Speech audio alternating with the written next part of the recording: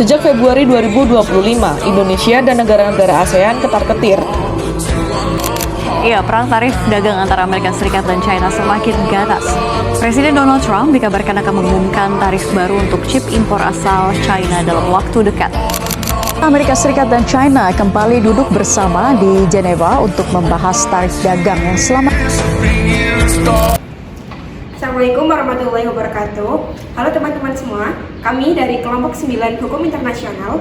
Di sini kami akan membahas isu-isu tentang perang tarif yang sedang viral dengan saya sendiri, Najwa Pramesti dengan NIM 074 dan teman-teman saya. Dan saya Rika Turdianto dengan NIM 081. Saya Diana Adisa dengan NIM 057.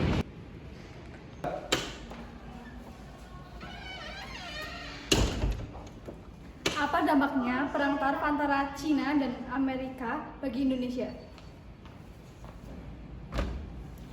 Dan apakah Indonesia bisa melaporkan ke WTO mengenai masalah ini? Mari kita simak video berikutnya. Indonesia melaporkan Amerika Serikat ke Organisasi Perdagangan Dunia atau WTO terkait perang tarif yang diinisiasi oleh pemerintah Donald Trump, membutuhkan analisis yang lebih rinci. Meskipun secara hukum memungkinkan, keputusan tersebut melibatkan pertimbangan kompleks yang melampaui hanya dasar hukum WTO. Seperti yang telah dijelaskan sebelumnya, Indonesia dapat menggunakan beberapa pasal dalam perjanjian WTO untuk mendukung gugatannya. Prinsip perlakuan negara paling difavoritkan dan larangan diskriminasi merupakan landasan utama jika AS menerapkan tarif yang lebih tinggi terhadap produk Indonesia yang dibandingkan negara lain tanpa alasan yang dibenarkan oleh WTO. Maka Indonesia memiliki dasar hukum yang kuat untuk mengajukan gugatan. Mekanisme penyelesaian sengketa WTO menyediakan forum formal untuk menyelesaikan perselisihan perdagangan antara negara anggota. Proses ini melibatkan panel ahli independen yang menyelidiki kasus tersebut dan mengeluarkan rekomendasi. Perang tarif Amerika Serikat berdampak ganda bagi Indonesia. Di satu sisi, peningkatan tarif impor dapat mengurangi daya saing produk Indonesia di pasar Amerika Serikat, berpotensi mengurangi ekspor dan pertumbuhan ekonomi.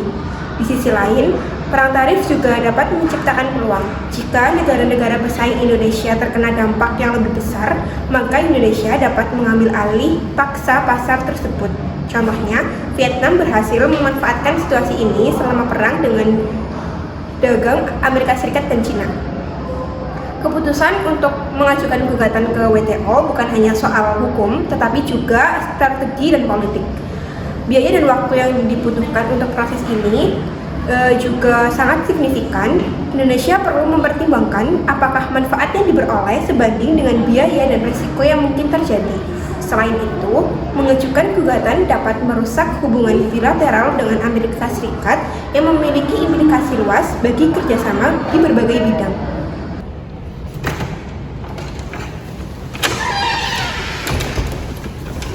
Oke, untuk selanjutnya ada perang tarif juga berdampak pada rantai pasar global. Perubahan pola perdagangan dapat memaksa Indonesia untuk menyesuaikan strategi produksi dan perdagangan agar tetap kompetitif.